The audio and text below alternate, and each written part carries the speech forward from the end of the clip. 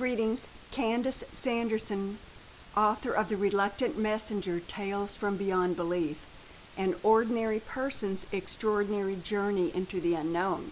And this is what I wanted to share with you today, another one of my journeys. 4 days before this event, I was at Church of Spiritual Light in neighboring Fort Myers, Florida, and during that meditation, I came face to face with the white tiger. As I looked at the tiger, I saw movement in his or her forehead as if their third eye was opening. And once the movement stopped and the third eye was opened, what was left in its place was a beautiful green emerald. If you want to hear more about that meditation, you can check it out on YouTube. But there was a lot more to the meditation. But I never expected to see this tiger again, yet 4 days later at another location, the tiger shows up. I was at Goddess I Am in Naples, Florida. I go to this meditation once a week. I came early as usual, and I sat in the room waiting for everyone else to show up, and immediately I began sensing the energy of the room. The first thing I noticed were some beautiful clouds, pastel colors. There was probably 5 or 6 different layers to the cloud. Each layer was a different color, and they moved in opposite direction from each other. But it was very divine, it was very soft, it was very loving. With the rocking back and forth of the clouds moving, I felt like a mother who was rocking her baby. That was the type of energy that it was bringing in. From that point on, I recognized a scent. I started smelling roses. And then the scent got stronger and stronger. And instead of it being a scent, there was a mist that covered the entire room. I mean, you could feel it. That there was this dampness like dew, but it was rose fragrance. It was the mist of roses. And then I realized there was a very light sprinkling coming down, and it was from these beautiful clouds. So here we are in this room with the cloud energy above us, beautiful loving energy, and then the clouds dissipated. It's as if the clouds had brought in this new energy. It was a very divine energy, and I looked up and saw that it was Mother Mary. Now, a little bit of my history.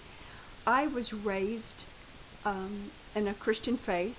I usually call myself a recovering Baptist, but I certainly knew of Mother Mary, but she certainly was not someone who was that I was particularly interested in. So I'm always surprised when someone like this shows up, especially since I didn't have any certain affinity toward her. But unmistakably, there she was, Mother Mary. And then I heard these words: the foundation is now set.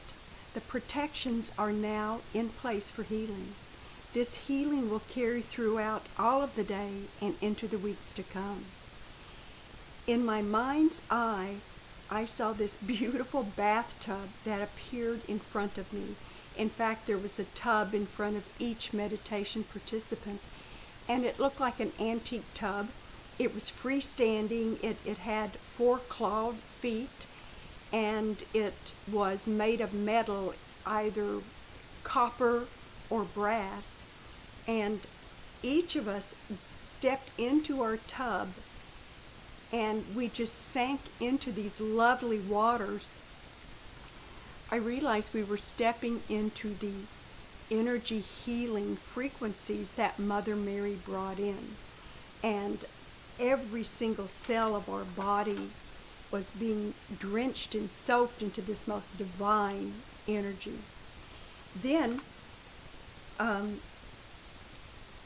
there was more movement that I saw. At the top of the room, I saw a vortex open, and as it opened, these colorful, not pastel like before, but very bright colored ribbons of energy began just swirling down all the way through the room and into the earth. And with it, it was bringing love, it was bringing strength, it was bringing this divine force. And once they had entered the room, then the energy came back up and then circled.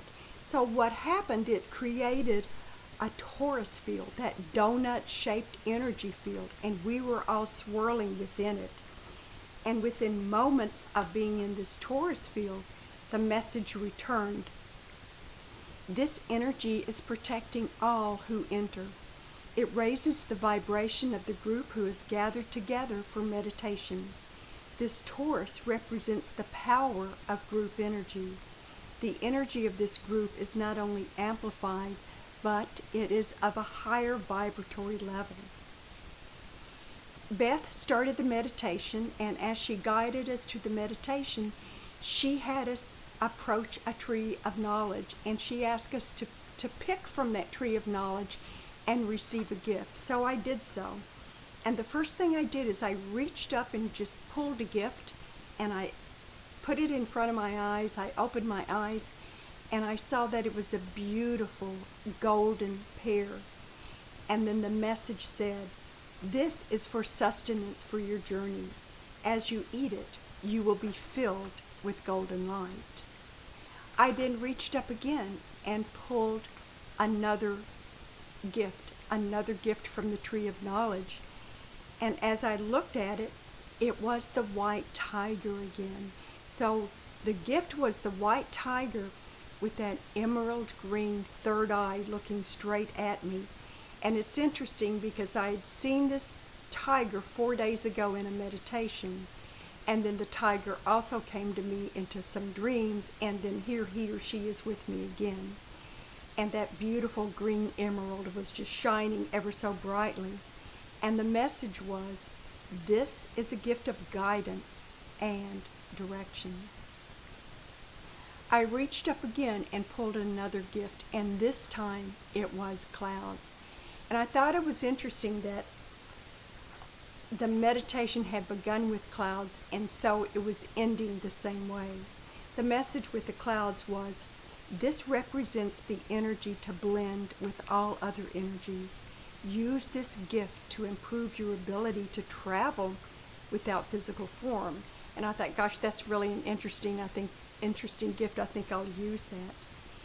So as the meditation had begun with the clouds, so it ended.